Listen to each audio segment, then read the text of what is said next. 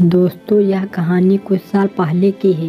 एक दिन जब रिया स्कूल से घर आई तो उसको अपनी मम्मी के कमरे में अजीब सी आवाज़ें सुनाई दी।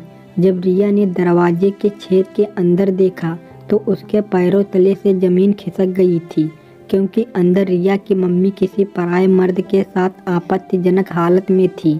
अंकल रिया की मम्मी के होंठों को ऐसे चूस रहे थे जैसे कोई आइसक्रीम चूसता है।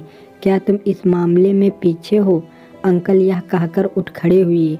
तभी रिया की मम्मी ने अंकल का हाथ झुककर पकड़ लिया और तिरछी नज़रों से देखते हुए बोले, क्या दिल भर गया? क्या अब बस भी करो?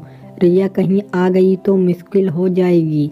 अंकल की आवाज़ में थकान थी, लेकिन उसकी मम्मी के चेहरे पर थकान की सिकन तक नहीं थी। अंकल को खींचकर रिया की मम्मी ने पलंग पर बैठा लिया और बोली, रिया अपनी सहेली के घर गई है, वो अभी नहीं आने वाली। मम्मी को बाहों में खींच लिया। आजकल वो वाले आसन का इस्तेमाल करना ही पड़ेगा, करो ना, मना किसने किया है? रिया की मम्मी यह कहते कहते हंसने लगी। फिर अंकल ने उनको पलंग पर पटक दिया। मम्मी का सारा शरीर पलंग पर मचल रहा था। अंकल हाथ बढ़ाकर टेप रिकॉर्डर ऑन कर दिया और दरवाजे के छेद से यह सब देख रही थी। उन दोनों को क्या पता था कि उन्हें उनकी बेटी देख रही है। तभी अचानक ही रिया की छींक आ गई। सारा गुड़ गोबर हो गया। रिया डर कर अपने कमरे की ओर चली गई और तुरंत बेड पर लेट गई। रिया को अपने आप पर बहुत गुस्सा आ रहा था। इस नासमझ को अभी आना था, सारा खेल बिगाड़ दिया। इतने में दरवाज़ा खुलने की आवाज़ आई। रिया फटाफट बेड से उठकर कपड़े बदलने लगी ताकि मम्मी यह समझे कि रिया अपनी सहेली के घर से अभी अभी आई है। इसे भी रिया की मम्मी रिया के कमरे में आई। रिया ने देखा कि वह काफ़ी डरी हुई लग रही थी। वह रिया के करीब आकर बोली, कब आई? रिया घर पर ही थी। हाँ, घर पर ही थी। रिया इतना कहकर बाथरूम में आ गई, क्योंकि वह अपनी मम्मी से कोई सवाल नहीं करना चाहती थी। यह उसकी अपनी निजी ज़िंदगी थी।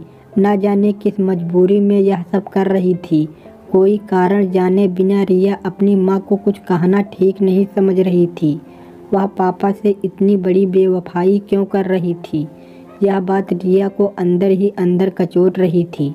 रिया शुरू से ही उस विचारधारा की थी, जो भी काम करो खुलेआम करो, किसी से धोखाधड़ी ना करो। कोई भी काम बुरा नहीं होता है, वह तब बुरा हो जाता है जब सबकी नज़रों से बचकर किया जाता है। मम्मी को पापा पसंद नहीं है, या पापा मम्मी को खुश नहीं कर पाते हैं, तो वह अंकल के साथ पापा को तलाक देकर रह सकती है। ऐसे छुप छुपा कर जो काम कर रही है, इससे तो परिवार में गंदगी है फैल रही है। रिया अपने मन में यह सब सोच रही थी।